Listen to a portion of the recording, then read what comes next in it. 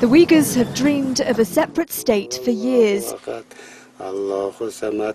They have their own identity and history, but these Muslims have long been under Beijing's rule. Around 8 million Uyghurs live in Xinjiang. It's a vast area, 1/6 of the total landmass of the People's Republic of China. Traditionally, Muslim Uyghurs are ethnically and culturally a Turkic people who've been trying to break free of Chinese control since the middle 1700s.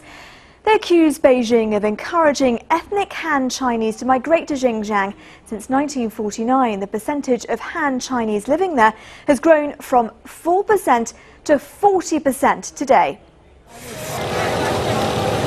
Its location on the border with Pakistan and Afghanistan is of huge importance. But it's not just about strategy. From top to bottom within China, people firmly and sincerely believe that Xinjiang is an essential part of China and has always been part of China. In some parts of the region, the ethnic Chinese almost outnumber Uyghurs. This has led to tensions and increasing violence. The Chinese blame this group, the East Turkestan Islamic movement, for some of the worst attacks.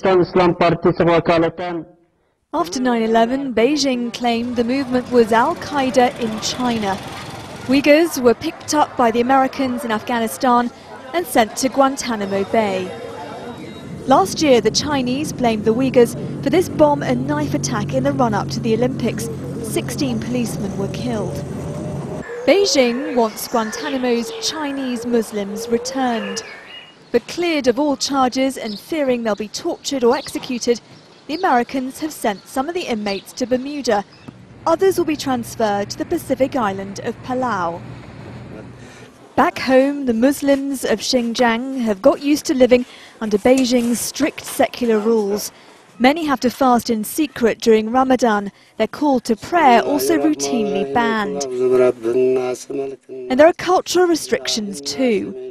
Access for children to teaching in the Uyghur language is limited, and that the Chinese authorities are pushing teaching in the standard Chinese.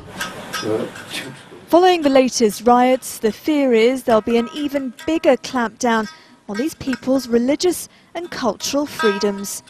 Nazanine, Moshiri, Al Jazeera.